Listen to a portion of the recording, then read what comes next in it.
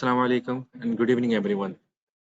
I welcome you all on behalf of ACFE Oman Chapter Board in our upcoming webinar session. Digital Identity, the new frontier in the fight against fraud. In the ever-evolving landscape of fraud and cybercrime, digital identity has emerged as a critical battleground. As transactions and interaction increasingly migrate online, verifying the authenticity of digital identities has become paramount. Traditional methods of identification, such as physical documents and biometrics, are no longer sufficient in the digital realm. Fraudsters have become adept at exploiting vulnerabilities, creating synthetic identities, or hijacking legitimate ones for nefarious purposes. We have joined by Mr. Murad Al-Balochi, Vice President, Ms. Kifa Al-Lawati, Ms. Rahma Al-Jarandani, and our distinguished speaker, Mr. Anis Ahmed. Without any further delay, I will call Ms. Rahma Al-Jarandani for speaker introduction. Assalamu alaikum. Welcome, Mr. Anis Ahmed. Anis Ahmed is the founder and CEO of a digital identity and fraud company. He is also a subject matter expert in anti-financial crimes and advises financial institutions on anti-fraud, corporate investigation, ABC, and whistleblowing programs. Additionally, he is the founder and the host of the Fraud Fellows on LinkedIn, a forum dedicated to discussing fraud and its societal impact. Anis brings with him over 2 decades of experience, primarily from the global and Middle Eastern banks. He has spent over 20 years in anti-fraud, corporate investigation, and financial crime compliance role in institutions such as Citigroup, Deutsche Bank, and Abu Dhabi Islamic Bank, certified as fraud examiner by the Association of Certified Fraud Examiners, ACFE, in the USA. Anis holds several certifications in advanced anti-corruption, compliance, and regulatory programs. So welcome, sir. The stage is yours. Thank you, Rahima. Thank you for the kind introduction. Very happy to be part of this webinar. I would like to thank the ACFE Oman chapter for giving me this opportunity to speak on such an important topic. While this presentation, this webinar will last for 30 to 40 minutes, I would like this to be an interactive session towards the end. I would like the participant to come up with any questions that they may have so that we can answer them and try to address them to the best of our possibilities. So please engage. It should not be one way. I would like to hear your perspectives as well. With that, allow me to start the webinar. So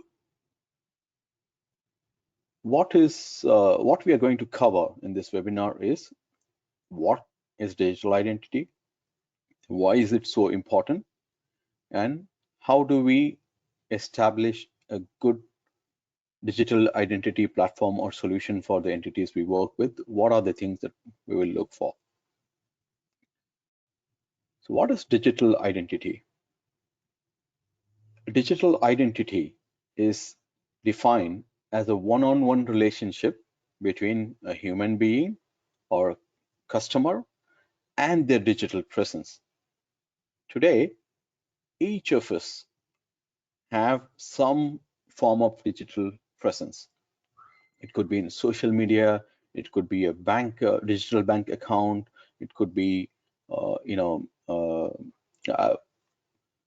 account with your airline company, your shopping company.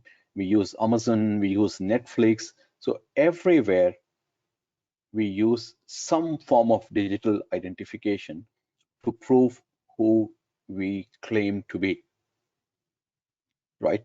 So in many websites, if you go in, it'll ask you, prove that you're human, right? That's where we are today. We've been asked by machines to prove who we are, and how we prove who we are is the identification, verification, and authentication process. So how is it different from the KYC? So until recently, when you have to do any transaction, we used to walk into a bank, we walk into a telecom company, present our physical document, which could be your, ID card, it should be your passport, it could be your driver's license. So the officer of the particular bank or telco company or any other institution will check the card or the document that we present, match it with our face, right? And say if the person who has presented the ID and the person whose document he or she is holding matches, and also whether the document that we have presented to them fairly looks genuine. So that was the KYC part, and most of the central bank globally had asked banks and institution to conduct the KYC to avoid any form of fraud or financial crime from happening. In today's digital world, that happens in very, very few instances. Mostly happens when when you open an account, non-digital account, right? And then how we prove electronically, right? How we verify ourselves electronically and how it gets authenticated. It's called as digital identity. So now there are some unique identifiers that helps any systems, services, or application to know who or what they are interacting with. So those attributes, those identifiers is what digital identity constitutes of. Now, in digital world, to do without any human interaction, the systems, they use a combination of data, identifiers or behaviors, and combinedly, they kind of generate sometimes a risk score or give some reasonable level of assurance about the authenticity or genuineness of the user. And that's how the identity resolution happens today. So majority of the websites and apps, they ask for a user name along with the password. Password can be your regular passwords, your one-time passcodes, your pins, etc. They can use fingerprint or facial scan, voice pattern, typing pattern, etc. Email address is used in majority of the websites and also in applications. When you must have realized when you use Amazon or Netflix or any of the online digital channels, either an email or a telephone number is being asked. That is similar to your account number what you use for banks. So that's one of the identifiers. Some advanced undetected identifiers which customer doesn't have to present is the network information. Like for instance, if you are using Omantel or Etisalat or Vodafone or any other service provider, telecom service provider, that information plays a critical role as well in identifying who the customer is. Some deploy the use of IP addresses using geofencing solutions or technology. Some companies, they use device information, device operating system information. And depending on the nature of the business, depending on nature of industries, your online activities are also becomes part of your unique identifiers. In many countries, national identity document like Emirates ID card or Oman ID card is being used to identify oneself. Today in the UAE, Emirates ID card is mandatory for any government interaction, any telco interaction, any bank interaction. The unique identity that's being used is the Emirates identity card or Emirates identity card number, right? That's becoming extremely dominant and extremely important. And That's highly reliable because it comes from the central federal source. So people believe that it's very important and it's very authentic. Now, when it comes to banks and payment companies, they look for the purchase history, transaction history, behavior of the customer. For instance, where does the customer use the card? When does the customer use the card? When does the customer make a purchase? What kind of purchases the customer makes? For instance, you take my case as an example. Every month, at the beginning of the month, we use our card or bank account for making electricity, water payments. We use for example, paying for petrol at petrol station, for the gas for the cars that we use. We use it for the gas that comes to our houses. We make some payments. We use for telecom and few other purchases. So these transactions actually creates a behavioral pattern, and the institutions use that behavioral pattern to reasonably understand and establish that this is our customer or this is not our customer. Now, what is happening is institutions, they no longer interact with their customers. They interact with the devices of their customers. And why this shift has happened is let's see what's happening around the world. So before COVID, the digital transaction value globally was about $5.3 trillion. Today in 2024, it's anticipated to be $11.5 trillion. This mammoth shift happened because of COVID. The digital interaction, the digital presence became extremely high. During COVID, people did not want to interact with or meet other individuals because of the potential of getting the COVID from others. So many users, many consumers, despite not being technology friendly, they had no other option but to rely on the use of digital technology like mobile phones or laptops or desktops to conduct transactions. Now, once they've seen the ease and convenience of online or digital transaction, people would not like to go back to the old self where they had to walk into a branch or walk into a telecom company to make the payment or resolve a query. Majority of that happens online. So this massive shift made that institutions move farther away from their consumers physically, but digitally they have more knowledge about their clients or about their customers or consumers. Now, what happens because of this shift is that traditional verification methods like the KYC in the bank is no longer sufficient. And this is also given rise to frauds.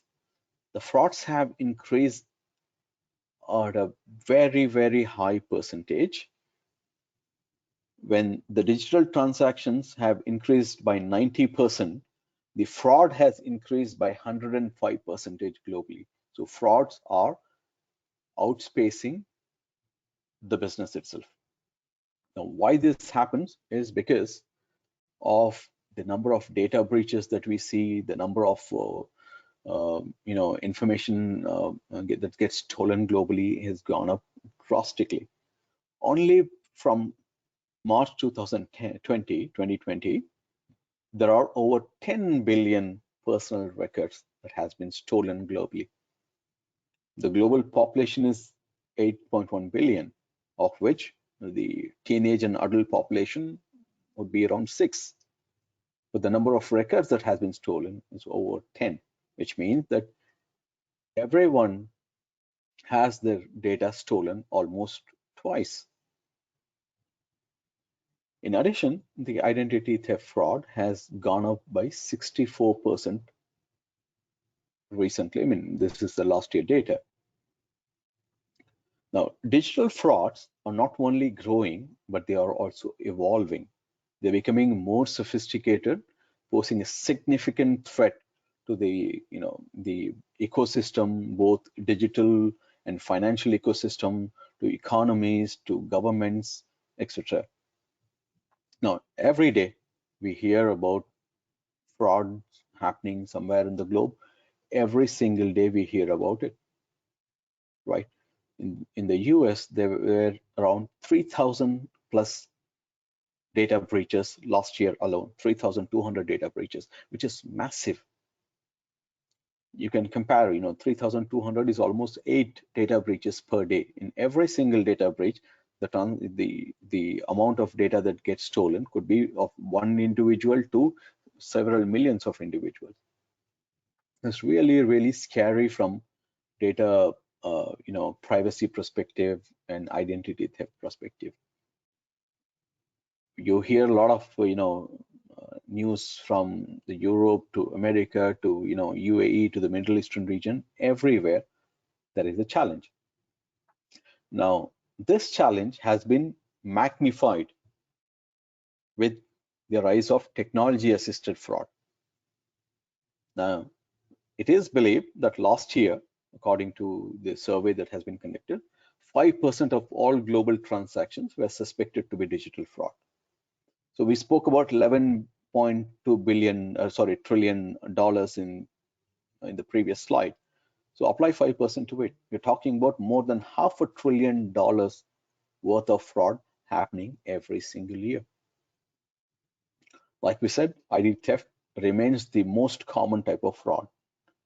And now, until recently, when we used to give the awareness campaign to our staff or to the consumers, we usually say, look for grammatical errors, look for spelling mistakes when you receive any phishing messages, SMS messages, or emails, look for, errors.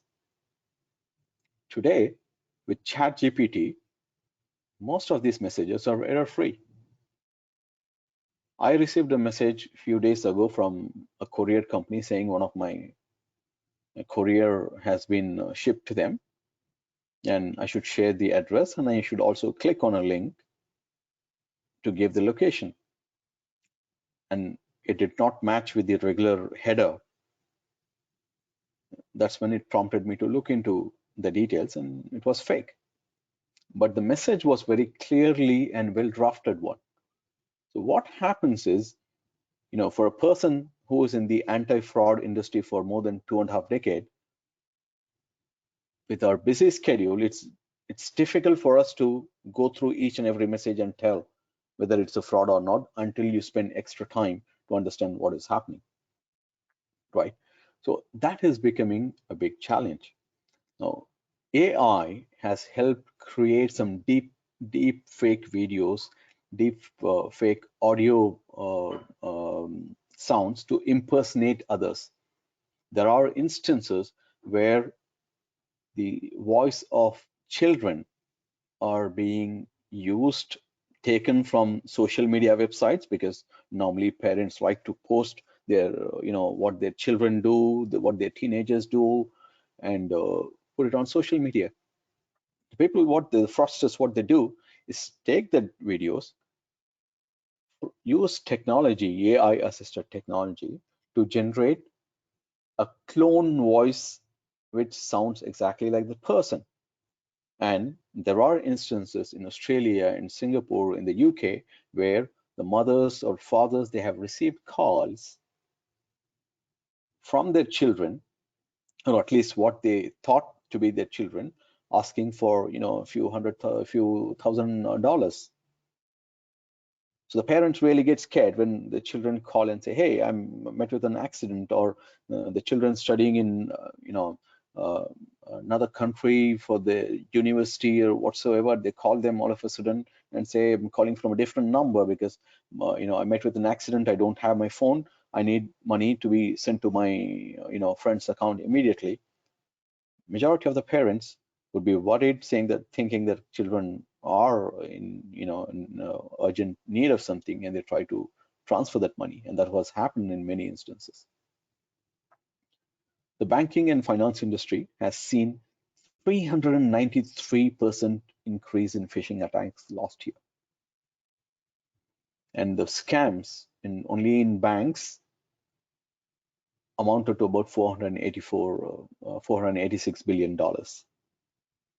Now, in the dark web, what is happening is all this data that gets stolen goes to the dark web, they sell it, somebody buys it to, to recreate the identity, to clone someone else, and to reach back to their bank accounts to steal money.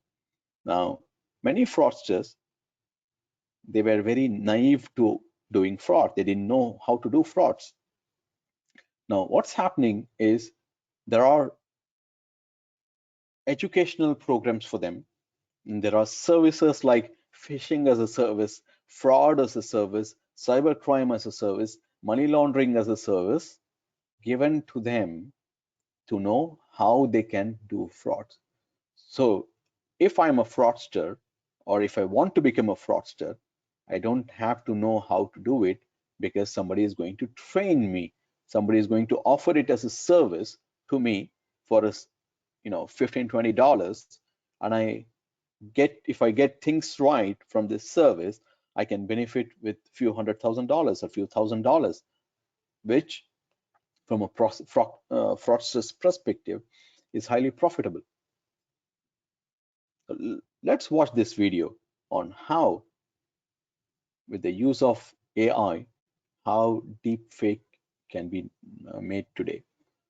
So what happens is globally, many banks use digital onboarding or eKYC tool or solutions where they ask customers to record their face and turn to the left or right, up or down a little bit, and they compare that and say, okay, this is not a robot, this is not a fake image, this is a genuine person. So let's onboard them, or let's authenticate them for transaction. However, last few months, things have changed so dramatically that deepfakes are so sophisticated, so they're beautifully created. And today it's extremely difficult for anyone to tell whether this is fraud or a genuine person. Let's watch this video.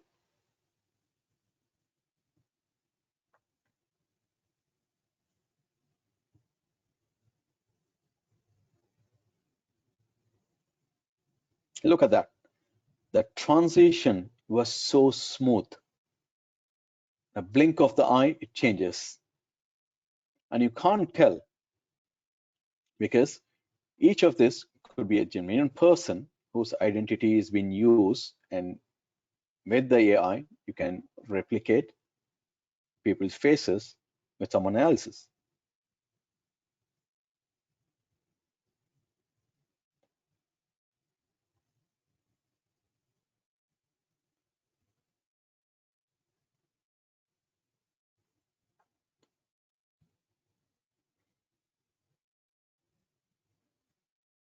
So now what we have seen is AI technology can clone people of different gender, people of different age group, and they can also clone voice, which is not in the video, but which increasingly is becoming a problem. So who is spared? No one. On the left, you see the fraud attempts geographically and by industry. So initial thought process for many of us would be like, okay, people are stealing for financial benefits, so they would target the financial services industry. Today, they're targeting any industry where there is a digital presence. Now look at UK, they're targeting government. Why would they target a government? They are targeting to get social benefits. In so many countries like UK, Canada, Scandinavian countries like Norway, Sweden, Denmark, and Finland, the social security benefits are very high. So if I steal someone else's identity, I get the benefit of what government has to offer to them, to my account. During COVID, in the UK and the US, the government, and also in the UAE, government was helping the citizens with some financial assistance. And if the identity gets stolen, I can claim to be someone else and reap the benefits of that person to myself, and that can run into several hundreds of thousands of dollars. Gaming is becoming popular, and gaming has become a big target because you have this credits coming out from the gaming, and which can be in cash, which can be used just to purchase things. So people are using, and they're also reselling. They get the gaming credits and resell it to someone else. In the MEA region, in Asia, majority of the focus is on financial services. In US and few other South American countries, it's majorly gaming. Retail space also gets stolen. Loyalty points, loyalty score credits get stolen and misused. Even telco is not spared. So today, nobody is immune. When you look at the AI assisted fraud that's happening, these are some global numbers. What worries me most is you have 2,000, 3,000, 5,000, 3,000 cases that got reported, in different jurisdiction. But in UAE, 2,200 cases have been reported. For a population of UAE, 2,200 cases is a lot when you compare to the population of Vietnam or Philippines or Japan or the US. Why you see such a big number or percentage is because GCC is considered as cash rich. The average income of people here is higher compared to the other regions globally. So for fraudsters are always keen on return on the investment. So if they spend some efforts on some fraud, they expect that the returns are higher. So GCC becomes a very lucrative region for them.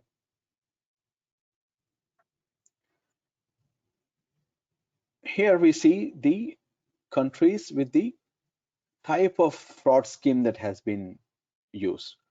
Now, majority, if you see, out of all this, 3 schemes dominate. Number 1 is smishing, phishing, and wishing, right? You have money mules in few places, but wishing and smishing are the big problem, globally speaking. And like we spoke before, the cybercrime, the cost of cybercrime is skyrocketing, and it'll keep growing more and more.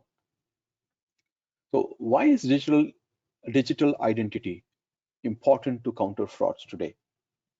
So let's look at the 10 common fraud schemes that happen globally, right?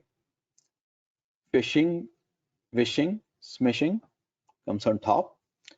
Quishing is something which is globally, it's increasing everywhere. It's called QR code phishing.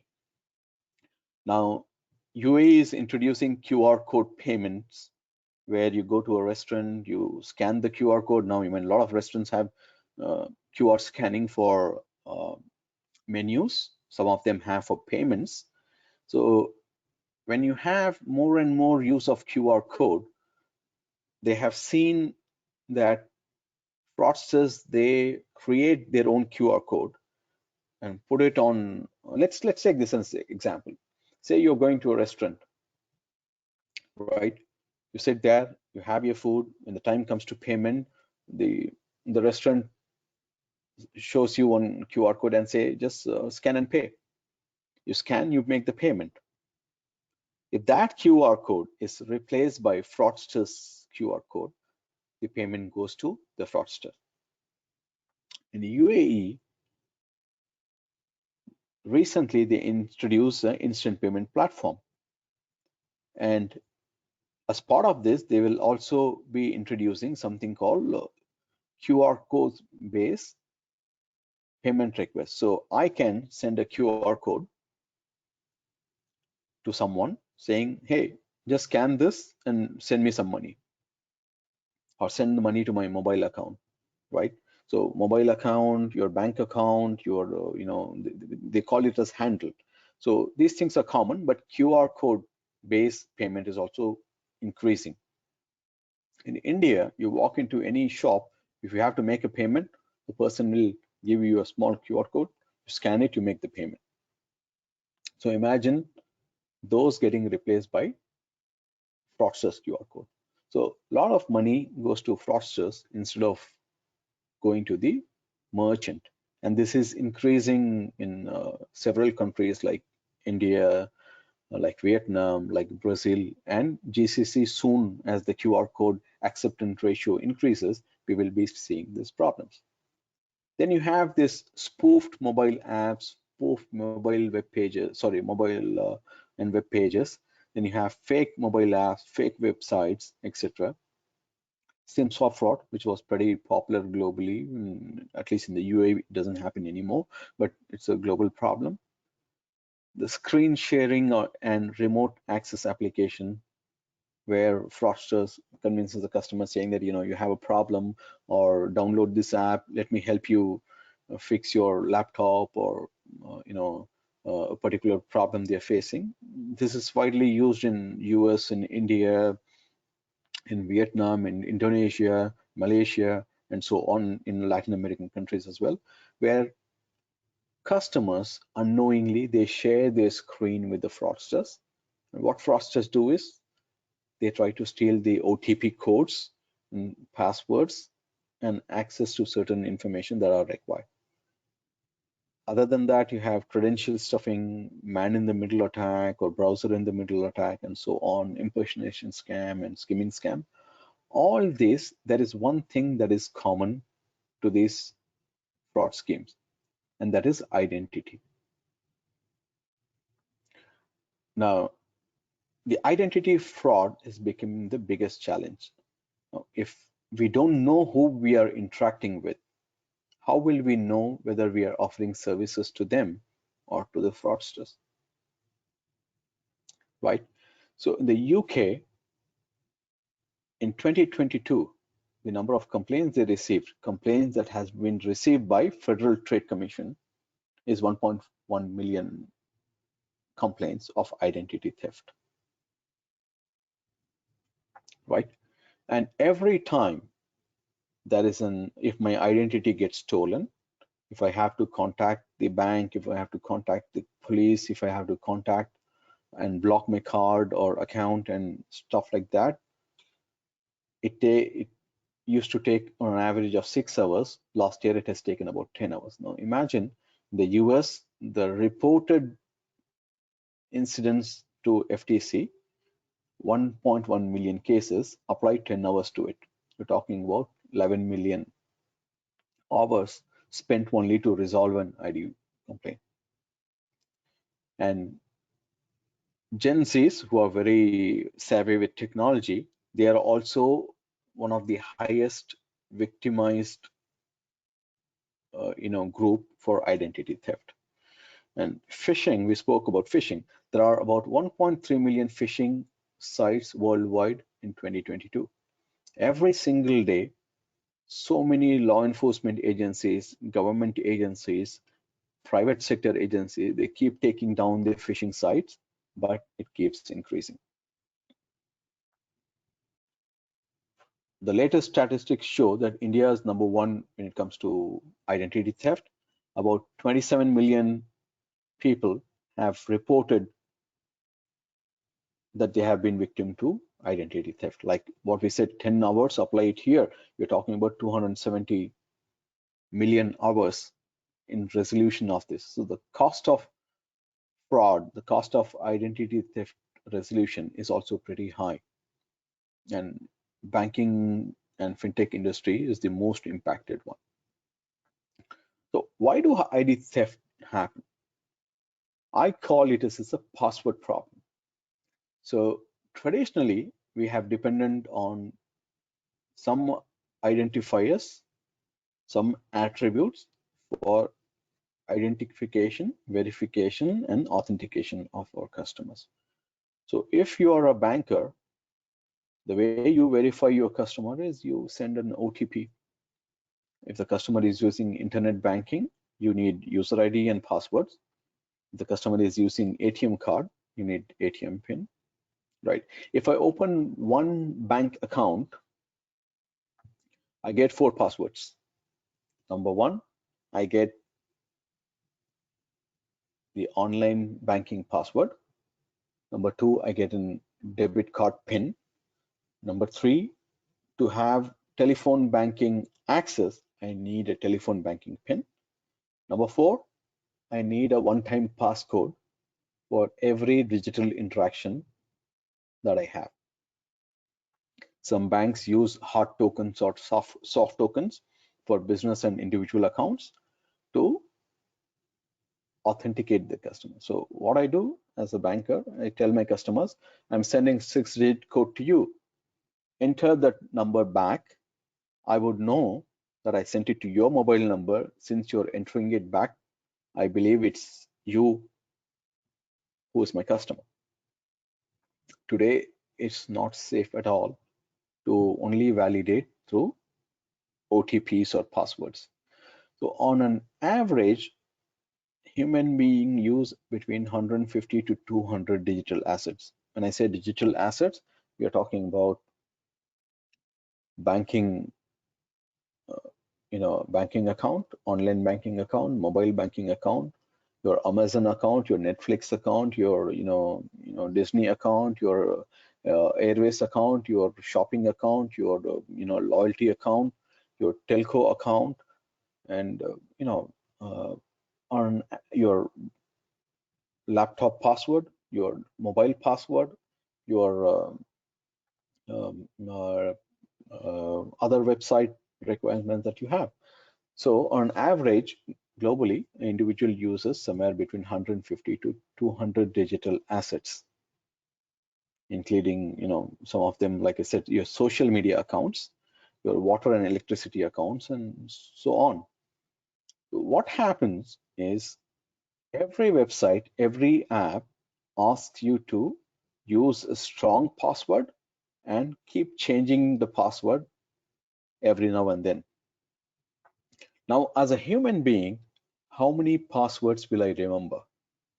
So traditionally, what people do is they say password 123456. This is the password for someone, or individual name, date of birth, father's name, mother's name, children's name, whatever. They use that in any form. So traditionally, people use 5 passwords and keep recycling them everywhere. Even the cybersecurity professional, even the financial crime professional, they do that because it's so difficult to remember password and change them at different frequencies for different digital assets, right?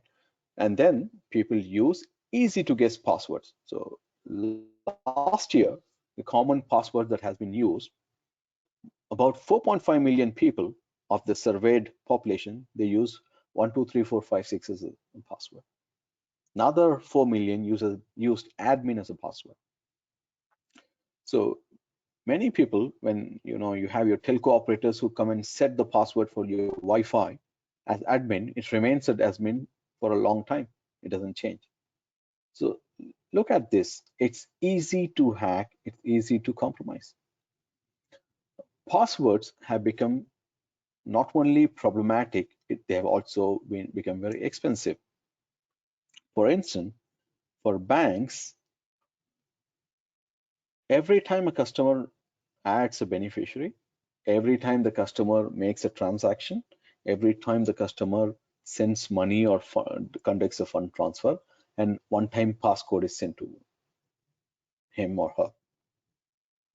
So on average, if a bank has about 500, 600,000 customers, that bank, if they rely on OTPs, they would spend about 15 to 20 million dirhams, around that, only for OTPs, which is a lot of money. And banks don't realize that. It could be, $0.01 every SMS or every OTP, but when you add it up against the customer transaction and the customer base, it's a lot of money that gets used there. So in current scenario today, what do people use? People use certain, softwares, technologies to resolve the digital ID challenges, but are they been comprehensive? Are they really useful to people? That's a big question. Now look at this. Majority of the banks today use two-factor authentication.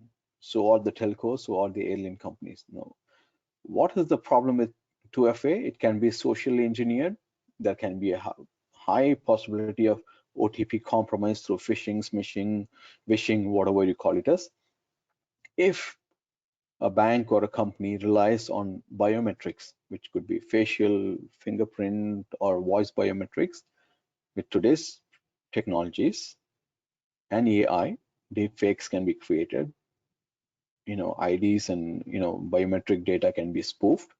Some banks, some companies use photo ID match, which means I present a ID document, then I present my video, and it just matches in between, and the ID information does not get validated, does not get mapped to the federal ID database to say whether it's genuine or not.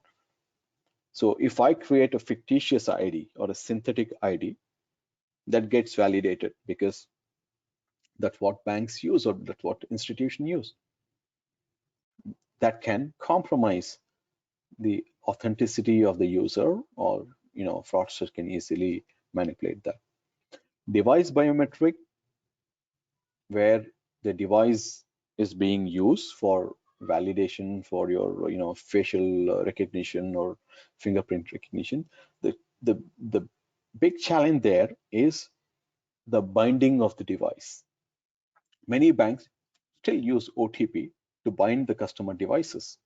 They use SMS-based device binding to bind the primary device. So fraudsters, they convince the customer by saying they are from the bank, they are from the government, they are from authorities, and they convince them to send their information or steal the OTP, and they misuse that. In India, you have an instant payment platform where the way you bind the devices, you download the your payment service provider like Google Pay or other companies. You download the app, and then an SMS gets generated on the customer's phone. The SMS goes from the customer's phone to the payment service provider or the bank. The bank, what they do, they look at the message. That message is a long text which contains some device information like device ID, device make, device information to the bank. The bank looks at the message saying, where did this message come from? It came from number 123456. Who does this belong to in my database? It belongs to Anis Ahmed. Let's bind this device ID, device profile to Anis. Now what happens is fraudsters, they convince the customer to send fraudster's device information. So fraudster's device gets bound to customer's profile, which means that any further interaction, the fraudsters have full access and they can steal the information. So the instant payment platform, the company, the government company, they try to restrict it to 45 seconds. That any SMS that gets generated from the app, if it's more than 45 seconds, it will not be accepted. The fraudsters, they prepare the customers. They ask the customers to do it very quickly, telling them about fear factor or threatening them, whatever, and the customers end up sending fraudsters information. So if the device binding, which is the entry point to device ID resolution, if it's not strong enough or robust enough, there can be compromises. Behavioral analytics or behavioral biometrics. So there are a lot of tools globally speaking which give ID resolution based on the behavior of the customer, like how the customer types or what kind of device he uses and so on. This is still in very nascent stages, and understanding the behavioral pattern is very complex because human beings, they behave differently under different circumstances. So if a bank or an institution has to rely solely on behavioral analytics, there are high chances that they would fail in doing the digital ID resolution. There are several players in the market offering artificial intelligence and machine learning based real-time monitoring solutions. The problem is majority of them are detective in nature. They are not preventative solutions. And there is a lot of parameterization requirement, both in behavioral analytics and also machine learning. So as anti-fraud officers in the bank, for you to understand what is happening in the market, how the frauds are being conducted, bring that learning, try to parameterize every time. It becomes very complex and it becomes a catch-22 situation where you are always one step behind. The next is blockchain technology, which is pretty popular, which is very efficient. However, in order for it to be fully effective in fraud resolution or digital ID resolution, is the entire chain has to be under blockchain, meaning that if the Oman ID or Emirates ID is not under blockchain technology, if somebody is only giving a blockchain solution, these two solutions will talk outside the ledger, outside the blockchain technology. So the resolution has loopholes and it will be ineffective. So how to make the right choice, right? Every technology has some drawbacks. So is there any technology that can really help, that can really solve the problem, can really address the problem? Well, many of us, we think that one size fits all, right? There is not one solution, or there is not one technology that can help you, because fraud is a complex problem. So when you want to rely on one single solution, like in the banking world, it's pretty common to say enterprise fraud management system. Having worked in anti-fraud for 25 years, I believe there is nothing called enterprise fraud management. It's an enterprise level orchestration system. That's what is being sold as fraud management system, because it doesn't deploy preventative tools everywhere. It deploys certain preventative tools, certain detective tools, and most of the time the monitoring and detective tools are more like connecting postmortem. Majority of the frauds, they just slip through it. So if you rely on single source or form or type of technology for ID resolution, the results can be disastrous. So no standalone technology, be it an AI, ML, Gen AI, behavioral biometrics, or advanced cryptography, nothing individually as a standalone system or technology can really help. So there is no silver bullet in preventing fraud. So what needs to be done? How do we manage this? Well, you have to rely on a combination of technologies, because as we said, in fraud, one of the things that you learn in CFE is apply a multi-layer approach or a funnel approach. So when the group of frauds enter, you have every technology, every process layer by layer applied, so that when it filters down, each and every fraud gets filtered, gets identified, gets prevented. So if you have to look for a good digital identity solution today, what are the components that you look for? What are the attributes that you need to look for? look for phishing resistant solution. Phishing resistance means it cannot be compromised when the data is shared. It cannot be compromised when it's outside OTPs, it's outside passwords and so on. In order for you to sell this to your business teams and technology teams or operation teams, keep in mind that it's not only the security aspect of it which is important, but also the user experience aspect. So if you're going to deploy a technology which is not customer friendly, neither your business is going to agree to it, nor your customers are going to like it, even if your business agrees to it. So your solution has to be user friendly. It has to make the life of your customers better, not worse. The solution must have the capability to gather a lot of intelligence, data sets.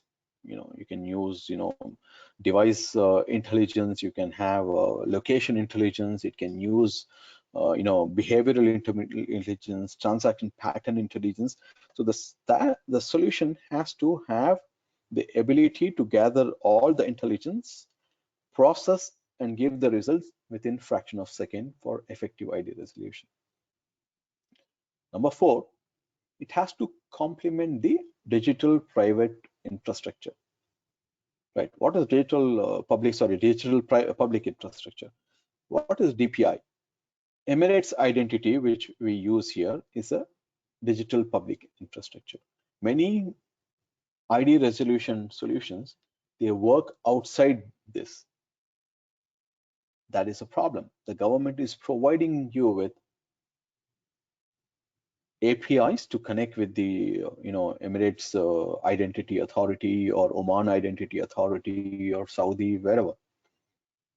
The system should make use of that to validate, and this system should complement on top of what the government has to offer, so that the more the data, the more the intelligence, the better the resolution can be. Not only that, it also has to sit inside your system, inside your technology ecosystem very well, which means that the ID resolution system should interact with your mobile application solution that you're using, online application solution that you're using, your ATM, your call center systems, your purchase or transaction system, money transfer system. It has to sit centrally and take the data from everywhere and give the desired results. It also has to map with the regulatory requirement. Many regulators are becoming extremely strict about using the right form of system. We will talk about it in the next slide on how the regulatory shift is happening. Many many regulators are becoming very strict when it comes to regulatory requirements. So they come up with some standards. UAE has some standards. UAE Central Bank, SAMA has certain standards when it comes to identity verification, authentication. So the system has to comply with those standards. The system has to be privacy first, which means that it doesn't take the data which is not required. And like we said, it needs to have a multi-layer prevention approach. Only then it can be effective. Ease of customization. Any particular parameter has to be customized. It should give you the ease in a very simple, very way. You can customize that solution. Too many customization actually has a counter effect, so it has to be customized in a very simple way, very quick way. And the ease of integration is very, very important today. When you have a system, if the integration or implementation time frame is going to be 6 months or 1 year, the system will not be effective. You need something which can be integrated with your existing technologies and systems in a very simple and quick way. And like we said, it has to be a multi-digital touch point where it interacts with all digital channels of a bank or a telco company, wherever you use. So what do you look for when you do it? You need to apply common sense approach by focusing on the fundamentals of fraud. List out the challenges that you are facing list out your fraud problems, collaborate within the with the other department like information security, like your technology group, your business groups, to understand both the customer requirements and the fraud requirements. Collaborate with the industry to understand what is happening in the market, what kind of technology people are using regionally, globally, and if something can be brought here, and go take that feedback to your internal teams to identify and understand which system suits you best. And ask this question: can this solution address over 50 to 60% of the fraud losses, the bottom line, or the fraud losses that I am facing today or I'm going to face in the next few years?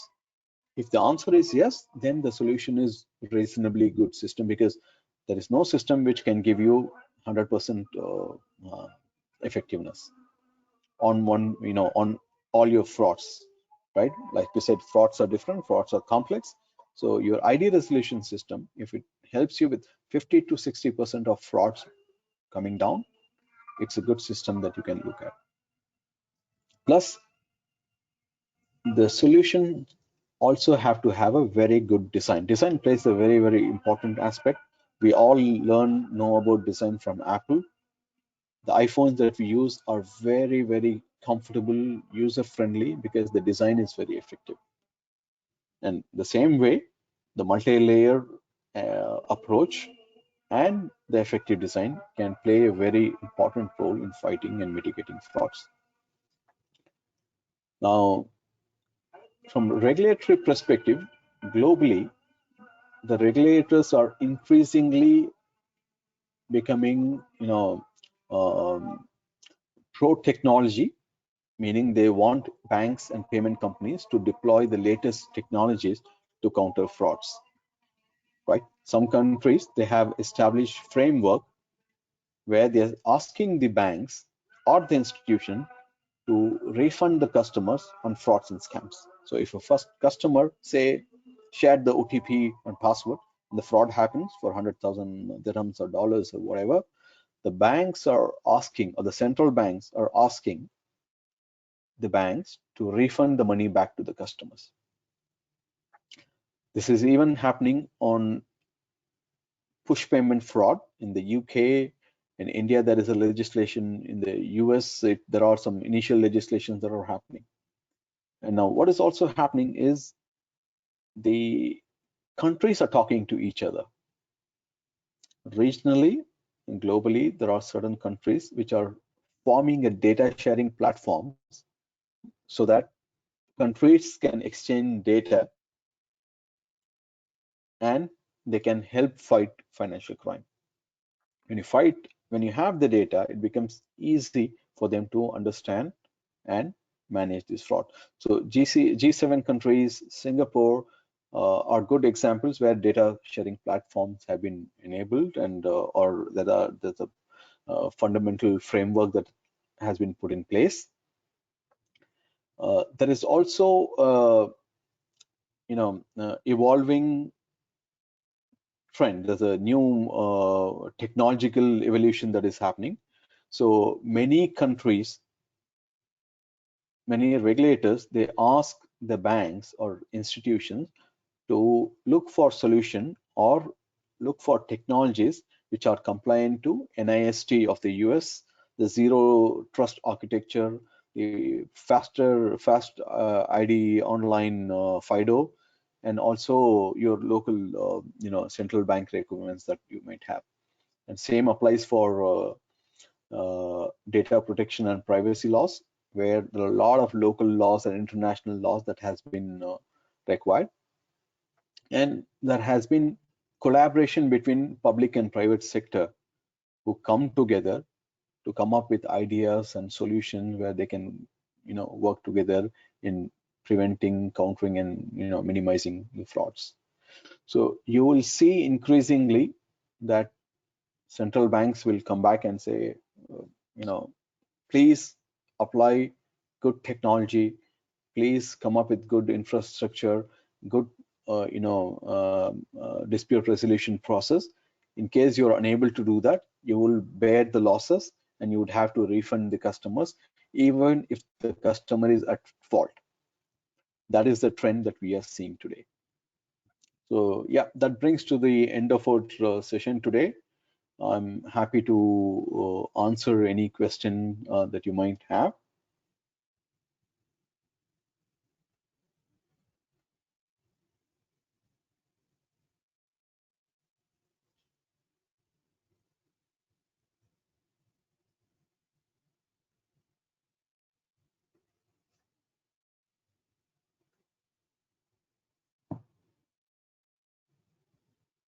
So I have a question from Kenosi Gabriel. Thank you so much for the webinar. Is it possible to share these slides? Let me discuss this with the ACFE chapter, and we can definitely share the slides for you. The next question is from Laila Suleiman. Please record the webinar. We will talk to the organizer to see if they have recorded and if that can be presented to you. How can I get this CPE certificate? I would have to pass this question to the organizers so that they can help you.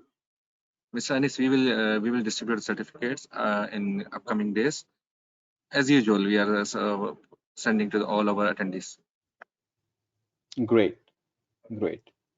Thank you So much, Mr. Anis. There are a few more questions. We will send you email. Due to short of time, we cannot take all the questions. So here is the time to end our webinar session.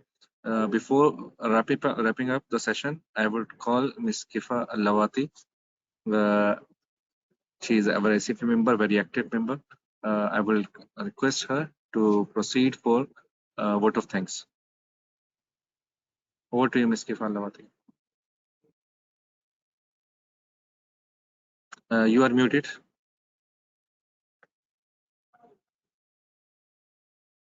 Thank you, Hassan, and thank you, Mr. Anis.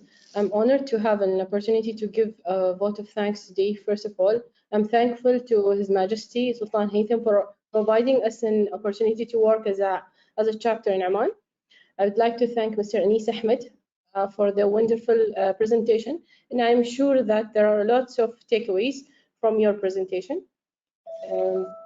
I would like to thank CBFS for sponsoring ACFE Oman chapter. I'd like to thank all of the attendees and ACFE Oman chapter members for attending the session. See you in our upcoming sessions, and once again, thank you, everyone. Have a good night. Thank you, Kifa. Thank you for ACFE chapter.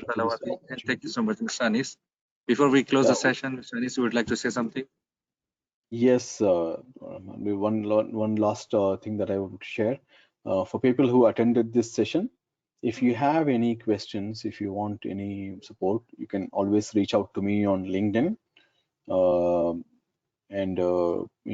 I would be happy to help. Any fraud, any form that you may have you facing internally or externally, if you want to understand that, I'm happy to support. And thank you once again to the ACFE Oman chapter.